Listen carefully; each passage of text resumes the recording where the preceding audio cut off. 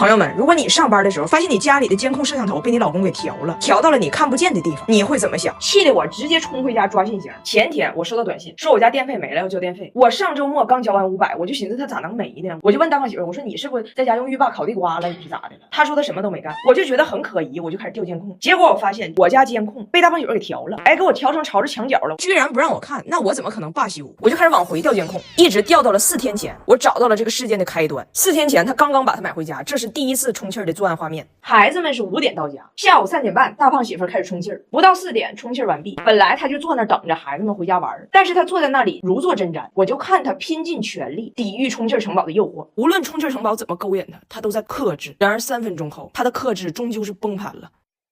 OK。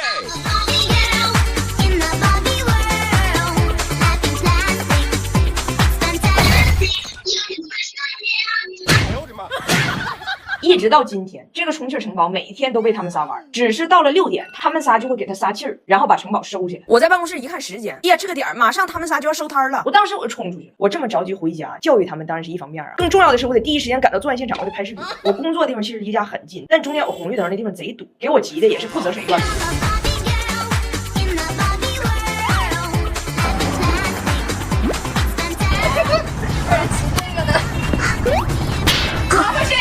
这路上我就回忆，1周前大胖媳妇就跟我磨叽过，说给家里买了个淘气堡。我说你但凡让我看见这个淘气堡，我就给你撇了。他挺听话，他把所有的精力都用在了不让我看见淘气堡。我就寻思你有钱花这上干啥呢？大胖媳妇不服气，说同样是双11，为啥我买 SK2 就行呢？我说该省省该花花，充气城堡让你费电，但神仙水让我保持年轻，坚持7天1周期，皮肤回春像大衣。双11一瓶到手半年量，肌肤没有空窗期，你们再作我也依然年轻。我就冲回家了，哎，门的密码锁让大胖媳妇给改了。验证失败。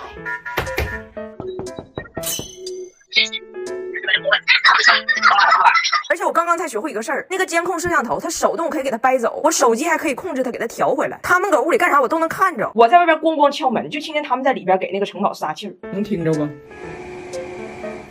我听着了，哎呀，大胖媳妇拼命撒气儿。此刻的她不是大胖媳妇，是撒气儿夫人。撒气儿夫人回家我就批大胖媳妇，我说谁好人家整这个玩意儿，占地方不说，老费电了。大胖媳妇和孩子们都来跟我说啊，就是喜欢就要留着，不能扔。费电这个问题，他们可以从别的地方省回来就行了。给我气的，我说那今天晚上谁也别用电了，你晚上你不还得备课吗？我看你怎么不用电，你给我省回来。没心没肺3人组跟我说，备课的电可以省，但是充气城堡必须留。老爷们一起跳舞啊！喂，哥们儿，呀，你媳妇来看看。我头，眼泪止不住地往下流。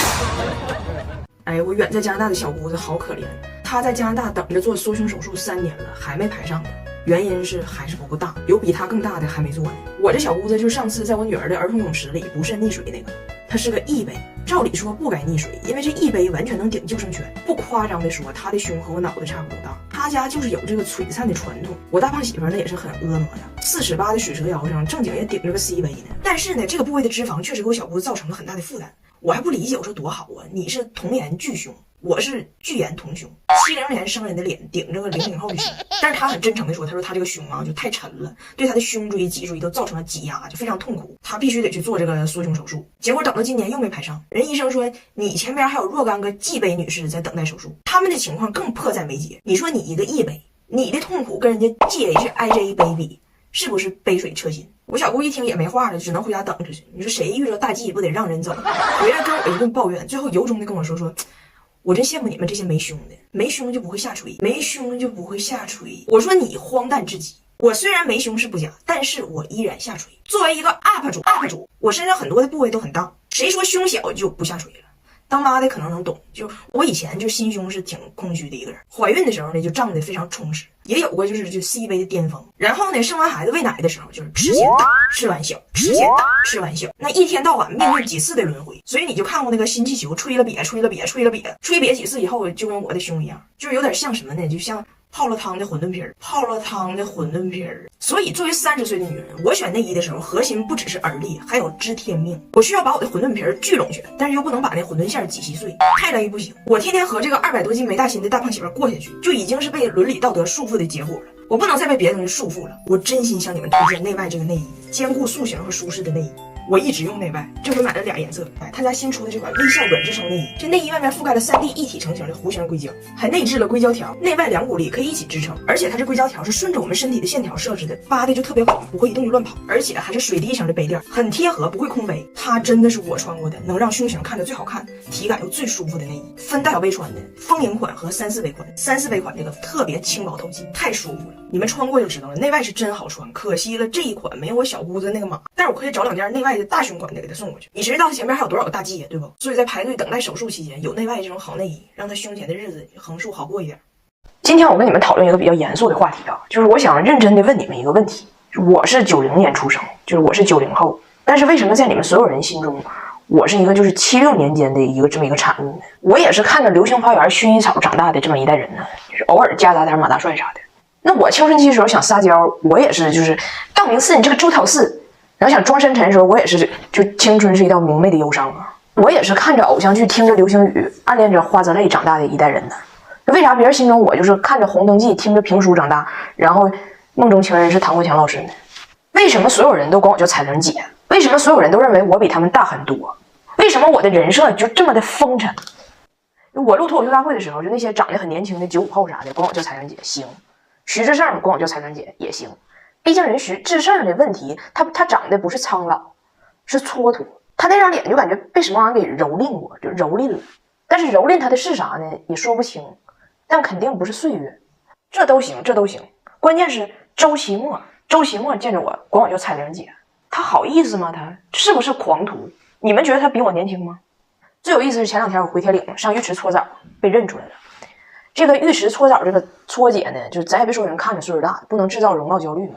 但反正在浴池唠嗑是，就是人今年刚当老，然后这搓姐还跟俺吐槽呢，说他的小外孙子刚出生，爹妈给起名叫浴池汉轩。孩子姥姥呢就不明白，爹姓董，妈姓赵，孩子姓浴池，他就不懂这跟的是什么风。我说那你有啥不懂的？这外孙子随你姓吗？你看你姥姥叫浴池夏妮，浴池夏妮，外孙子叫浴池汉轩嘛。多好听，浴池夏妮，浴池汉轩的，都属于村子味儿的嘛。完这东北搓澡，他不搓4面吗？就搓到第3面的时候，他刚要拍我，他就发现他说你挺短的，搓床空半截。哎，你是不是那个抖音上面那个彩玲姐？就浴池夏妮管我叫彩玲姐那一刻，我心里挺不是滋味儿，蹉跎的内心起涟漪。夏妮的姐姐是春妮吗？实话说这个事儿我不是很服，我觉得我脸长得不老，而且咱亚洲人本来皮肤就挺紧致的，你没看着我老公他一家人呢？他们一家人那个皮肤，咱讲话了就不是咱嘴损啊，就一吹那个褶子都直起浪，皮想紧肉不让，长江后浪推前浪。而且我不也是很注意保养吗？这是我第3次推荐羽西流金瓶的，这次是新升级的流金瓶 2.0 版本，玻色因的浓度从 9% 升级到了 15%。羽西是欧莱雅集团皇室中的一个低调却得宠的公主，这个浓度属于皇室专宠了，用起来感觉肤感更细腻，吸收的也更快。里面有鼠李糖，还有红茶酵母，维稳皮肤屏障，所以可以抗衰老。因为我和别的喜剧演员不太一样，我没有觉得自己说段子不好笑，有创作瓶颈啥的。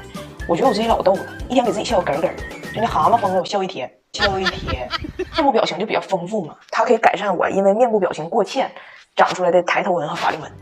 因为有青海的雪域虫草可以延缓胶原流失，再加上玻色因本来可以激活胶原生成，所以在胶原蛋白这个领域上接近增加了1倍。你说实话，其实是不是挺嫩？尤其它加了玻色因助推的渗透科技，就省得白涂一层挺老厚，其实一点没渗透。加点助推高科技，以免